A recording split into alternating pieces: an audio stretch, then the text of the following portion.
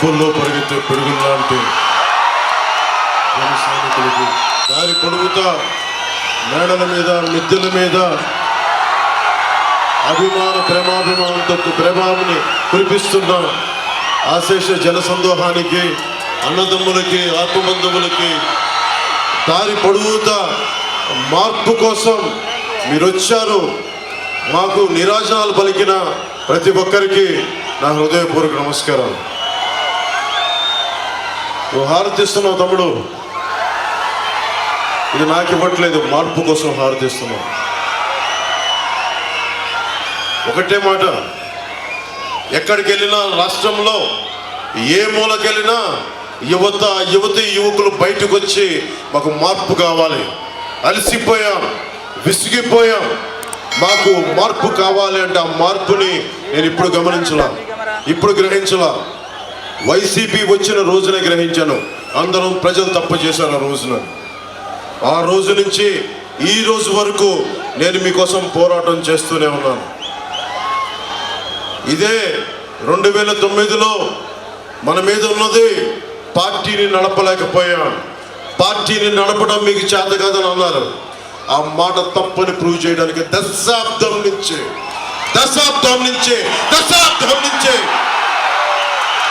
నిలబెట్టి చూపించాం, నిలబడి ఉన్నాం, మీ భవిష్యత్తు కోసం ఉన్నాం. యువతరానికి ఏ సంపద విడిచిపెట్టాం? యుద్ధము, రక్తము, కన్నీరు తప్ప, గాయాలు, బాధలు, వేదనలు తప్ప, కలలు తప్ప, పిరికితనం, మోసం తప్ప. కష్టాలు మనకి, సంపద పెద్దిరెడ్డి గారికి, మిథున్ రెడ్డి గారికి, జగన్ రెడ్డి గారికి. కష్టాలు మనకి, త్యాగాలు మనకి, బలిదానాలు మనకి. మీ కష్టం తెలుసుకున్నవాడిని, మీలో ఒకరిని.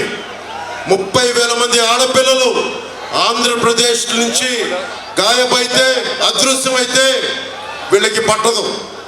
పెద్దిరెడ్డి గారికి పట్టదు, మిథున్ రెడ్డి గారికి పట్టదు, జగన్ గారికి పట్టదు. వాళ్ళు వచ్చి కేవలం దోపిడీ చేయడం తప్ప ఇంతమంది ఆడపిల్లలు అదృశ్యం అయిపోయారే, వీళ్ళ గురించి మాట్లాడాలన్న ధ్యాస లేదు వీళ్ళకి. ఢిల్లీలో ఒకరోజు మిథున్ రెడ్డి గారు కనిపించారు. పార్లమెంటరీ అఫైర్స్ మినిస్టర్ మ్యారేజ్కి వెళ్తే ఆయన చాలా గర్వంగా చెప్తున్నారు, చిత్తూరు జిల్లాలో ఎవరు వచ్చినా సరే మేము ఒప్పుకోం, మేము ఒకళ్ళ జోలికన్నా మా నియోజకవర్గాలకు వస్తే మేము వాళ్ళని మామూలుగా వదలమని చెప్తా ఉన్నాను. నాతోటి మిథున్ రెడ్డికి ఒకటే చెప్తా ఉన్నా, మిథున్ రెడ్డి నీకు పిఠాపురంలో పనేంటి అంటే, రాష్ట్రం మీకు గుత్తాధిపత్యం అనుకుంటున్నారా? మీరు రాష్ట్రం ఒక్కరిది అనుకుంటున్నారా? రాష్ట్రం మీ 5 మందిది అనుకుంటున్నారా?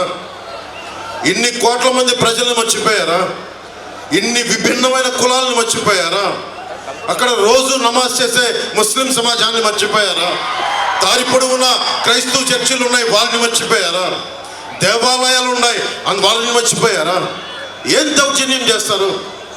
రాజకీయాలు ఇక్కడ అందరికీ ఒకటే చెప్తా ఉన్నా, నాకేం సరదా కాదు రాజకీయాలు. అడ్డగోలుగా ప్రతి అడ్డమైన ఎదవ చేత తిట్టించుకోవడానికి నాకు పౌరుషం లేదనుకుంటున్నారా మీరు? ప్రతి పనికి మాలిన ఎదవ తిడతాడు.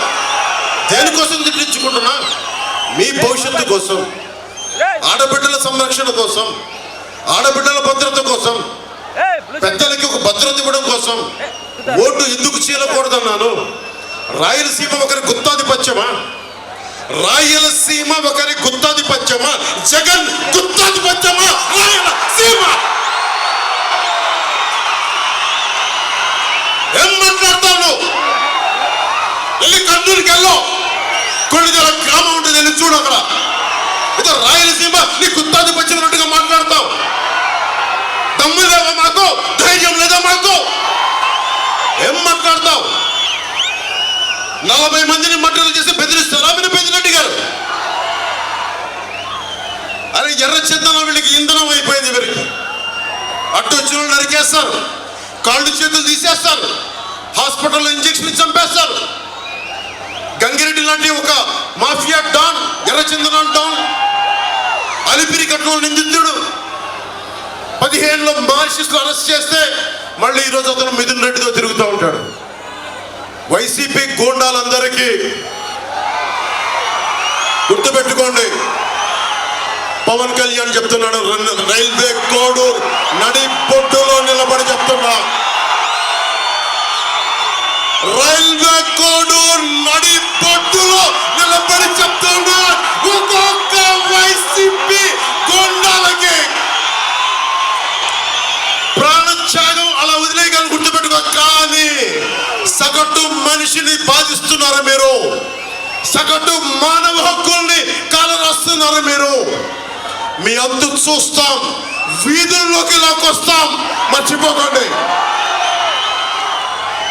ఇంతమంది యువతున్నారు, మీరు కళ్ళ కనిచాలతో చేసిన యువత. మీరే కనుక నిజంగా గుండెల లోతులోంచి ధైర్యం తెచ్చుకొని రోడ్ల మీదకి వస్తే ఒక పెద్దిరెడ్డి, మిథున్ రెడ్డి, జగన్ రోడ్ల మీదకి రాగలరా?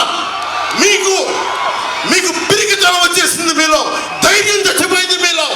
నేను వచ్చినప్పుడు రోడ్ల మీదకి రావడం కాదు, తప్పు జరిగినప్పుడు రోడ్ల మీదకి వచ్చి బయటికి రావాలి, నిలబడాలి.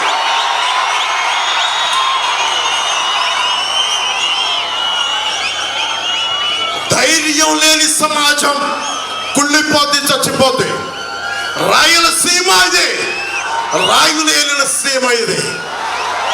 ఆ సీమ నుంచి వచ్చి మీరు భయపడతారంటే ఎట్లా?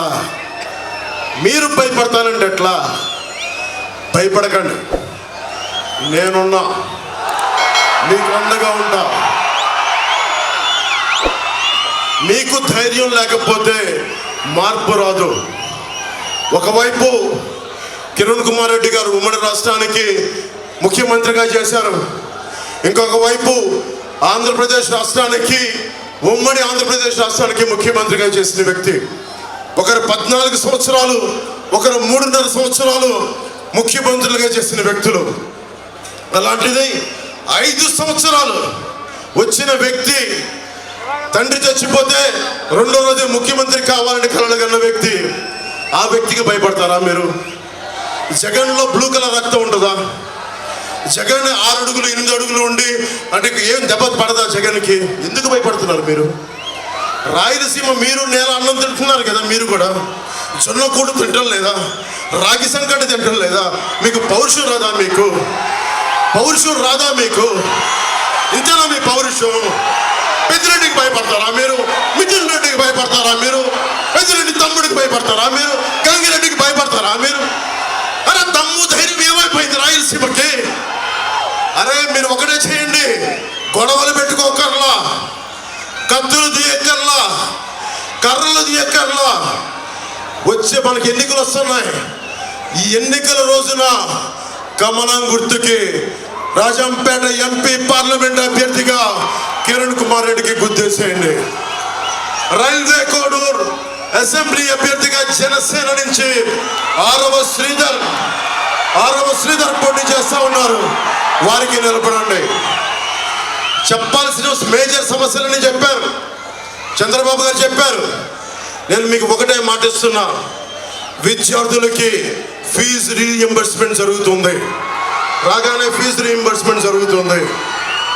అలాగే సిపిఎస్ రద్దు మీద చంద్రబాబు గారు రేపు మేనిఫెస్టోలో చెప్తా ఉన్నారు, ఒక బలమైన పరిష్కార మార్గం కనుక్కుంటాం. అలాగే అడ్డగోలుగా విభజించారు జిల్లాల్ని, వాటిని సరిచేస్తాం. అలాగే ఇక్కడ ఏమైతే ఫుడ్ ప్రాసెసింగ్ యూనిట్స్ కావాలో, కోల్డ్ స్టోరేజ్లు కావాలో అవన్నీ చేస్తాం. ముఖ్యంగా ఇది జనసేన బాధ్యత.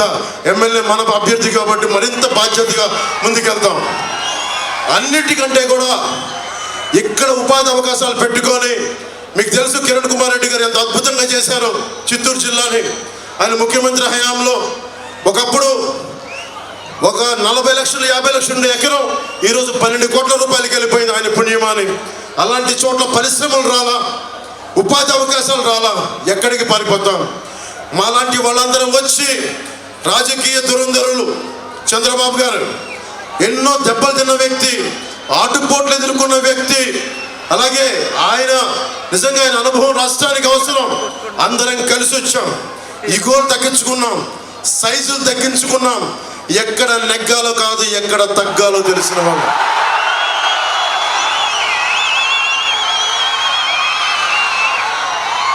జగన్ ఒకటే మాట్లాడతాడు, అద్భుతం చేశామని. 70,000 మంది పోలీసులు ఈ రోజుకి టీఏలు డిఏలు సరెండర్ లీవ్స్ డబ్బులు ఇవ్వలేదు. నా పోలీస్ కుటుంబానికి కూడా చెప్తున్నాం, కూటమి తరపు నుంచి మీకు మాటిస్తున్నాం, మీకు ప్రతిరోజు వారాంతపు సెలవులు రావాలి, అవసరమైతే పోలీస్ ఉద్యోగాలు పెంచాలి, ముఖ్యంగా మీకు 1వ తారీఖుల్లో జీతం రావాలి. నేను చిన్నప్పుడు మా నాన్న ప్రభుత్వ ఉద్యోగిని కాబట్టి టీఏలు డిఏలు ఎంత కీలకమైనో నాకు తెలుసు. మీ టీఏలు డిఏల్ని జాగ్రత్తగా మీకు అందించే బాధ్యత కూటమి ప్రభుత్వం తీసుకుంటుంది. అలాగే ప్రతి ఒక్కరికి ఇది చెప్పాల్సినవన్నీ పెద్దలందరూ చెప్పారు. నేను ఒకటే మాటిస్తున్నా, ధైర్యం చచ్చిపోయింది ఈ సమాజంలో.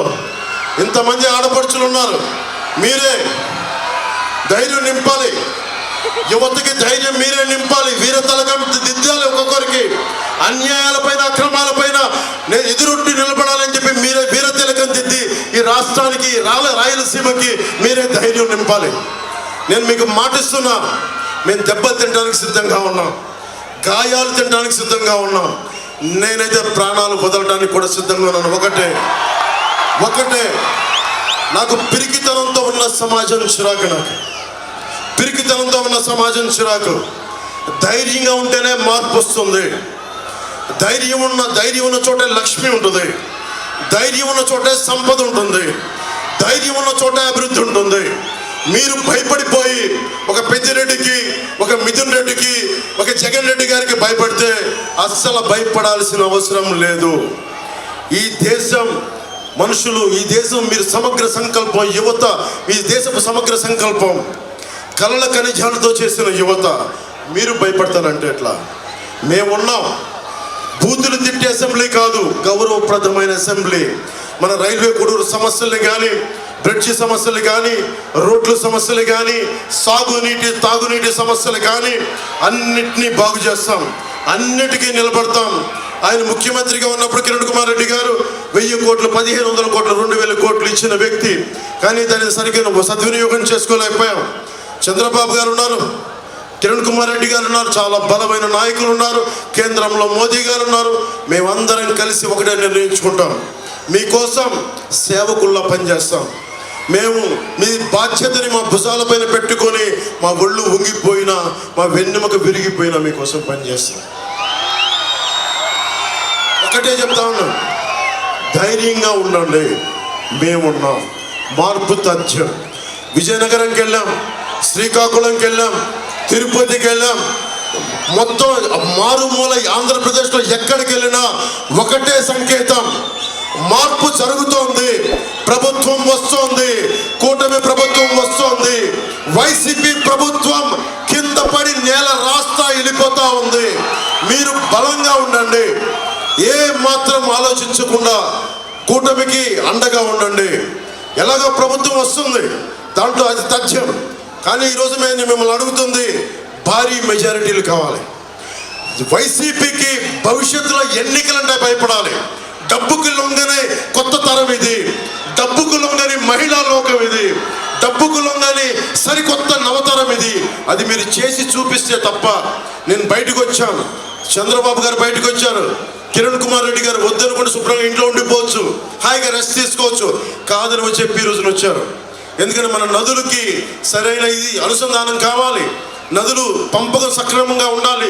ఇలాంటి సదుద్దేశాలతోటి ఈరోజు కిరణ్ కుమార్ రెడ్డి గారు వచ్చారు. మేమందరం మీకు అండగా ఉంటాం అని మనస్ఫూర్తిగా తెలియజేసుకుంటూ, కిరణ్ కుమార్ రెడ్డి గారిని మనకి కమలం గుర్తు మీద భారతీయ జనతా పార్టీకి తరఫున పోటీ చేస్తారని అఖండ మెజారిటీ తోటి రాజంపేట పార్లమెంట్ అభ్యర్థిగా గెలిపించండి. అలాగే 6వ శ్రీధర్ని మనకి జనసేన అభ్యర్థిగా గ్లాస్ గుర్తు మీద గెలిపించాలని మనస్ఫూర్తిగా కోరుకుంటూ, కూటమి వైసీపీ అవినీతి కోటని, గుండాల కోటని బద్దలు కొడుతున్నాం. మనం ప్రభుత్వంలోకి వస్తున్నామని తెలియజేసుకుంటూ, జై టీడీపీ, జై బీజేపీ, జై జనసేన.